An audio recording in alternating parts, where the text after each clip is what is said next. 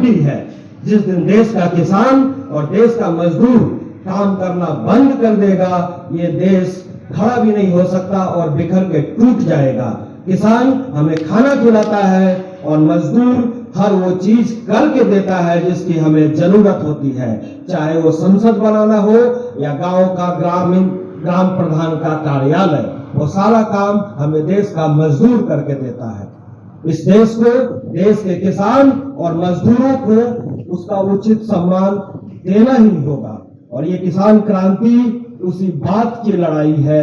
इतना मैंने इस क्रांति में आकर इस मंच पर खड़े वक्ताओं को सुनकर आप लोगों से यही सीखा है। दोस्तों,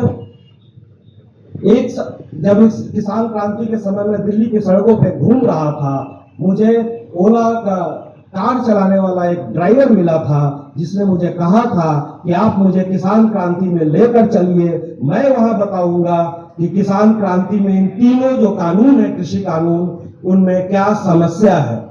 आज उसकी बात मैं यहाँ पे आपके बीच रखना चाहूंगा।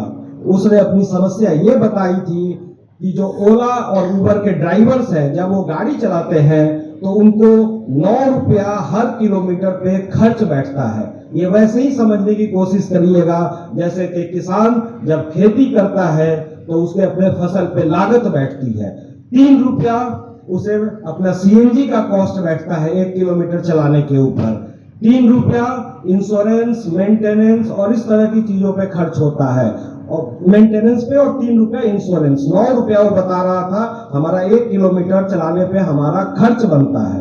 सरकारी रेट 17 रुपए किलोमीटर है, मतलब 17 रुपए किलोमीटर से नीचे अगर कोई गाड़ी चलाएगा दिल्ली की सड़कों पर तो वो एक तरह से कानूनन जुर्म होगा।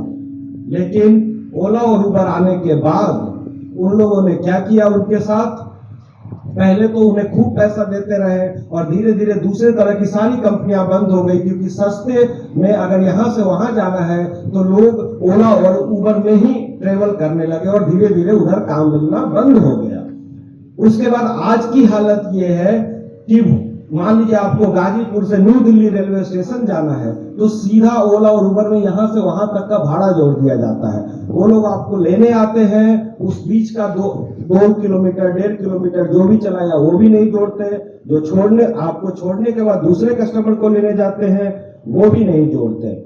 उसके अलावा जब उनका मोनोपोली एस्टैब्लिश हो गया, मोनोपोली एस्टैब्लिश मतलब कि उनका एक अधिकार हो गया है, अब जब कस्टमर सिर्फ ओला और उबर की गाड़ियां देने लगा है, फिर अब वो 30% 40% उन ड्राइवर से कमीशन लेने लगे हैं। एक तो सस्ता भेजते हैं, जैसे अगर 17 किलोमीटर का मैंने खुद ट्रेवल करके देखा और भी 4-5 गाड़ियों में ट्रेवल किया कि उस बंदे की बताई हुई बात में सच्चाई है या नहीं, सभी लोगों ने मुझे यही बात बताई। तो मैंने 17 किलोमीटर ट्रेवल किया, मुझसे 10 रुपए के हिसाब से 170 रुपए लिए गए और उसमें से 40% काटने के बाद उस बंदे के पास कितने गए होंगे, 70 रुपए 80 रुपए। तो इस तरह से उसने बताया और मैंने ये 4-5 ड्राइवर से कंफर्म किया कि वो आज के समय 6 रुपए किलोमीटर पे गाड़ी चला रहा है। उसके बाद उसी तरीके से जब अब 6 रुपए किलोमीटर पे वो गाड़ी चला रहा है, उसका खर्च बैठता है 9 रुपए किलोमीटर। तो मैंने उससे कहा फिर आप छोड़ क्यों नहीं देते, आप अपने गाड़ी में ये मजदूरी कर रहे हैं, आप छोड़ क्यों नहीं देते। छोड़ने में समस्या ये है कि अगर वो ओला और उबर की गाड़ी छोड़ करके कोई और गाड़ी चलाता है, अब क्योंकि लोगों को आदत है ओला और उबर का, तो लोग उसकी गाड़ी को काम नहीं मिल रहा है, तो इस तरह से वो अपनी ही गाड़ी को सस्ते दाम पे चलाने के लिए एक तरह से मजबूर बन गया है। और दूसरा, वो इतना मजबूर बन गया है कि वो चाह करके भी ओला और उबर को छोड़ नहीं सकता। इन तीनों कृषि कानूनों के आने के बाद आप खेत को अपनी कार समझे, तो उसी तरीके से फसल कौन सी रोपनी है, क्या करना है, इन सब पे आपका कोई अधिकार नहीं रह जाएगा। एक तरह से देखा जाए तो अपनी जमीनों पे भारत के किसान मजबूर हो जाएंगे। और दूसरा कि अगर मान लीजिए ये विकल्प की बात होती है कि मैं अपना विकल्प है, ऐसा नहीं। जब आप चारों तरफ से घिर जाएंगे और आप चाहेंगे कि ये छोड़ करके हम कुछ और कर ले, उसके चंगुल से निकल जाएं, तो इन पूंजीवाद के चंगुल से आप कभी निकल नहीं पाएंगे और भारत का किसान अपने ही खेत में मजबूर हो जाएगा और वो मजबूर भी हो जाएगा। और इस तरह से किसान क्रांति में जो हम लड़ाई लड़ रहे हैं वो बहुत बड़ी लड़ाई है।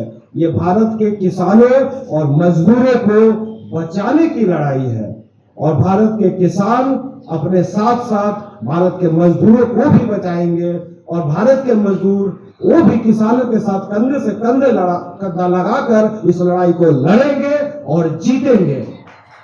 ऐसा मुझे भारत के किसानों और मजदूरों पर पूरा भरोसा है और भारत का नौजवान भी आपके पीछे इस लड़ाई में कंधे से कंधा मिलाकर खड़ा है। उससे जितना हो सकेगा वो आपके पीछे खड़ा है और उसके लिए जो करना होगा वो जान देने के लिए तैयार है।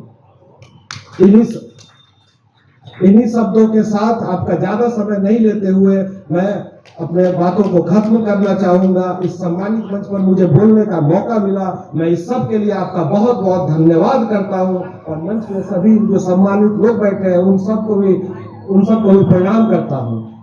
अब आप एक दो नारे अगर हमारे साथ लगाए देश के तो प्लीज पूरे जोश के साथ इस नारों को लगाइएगा।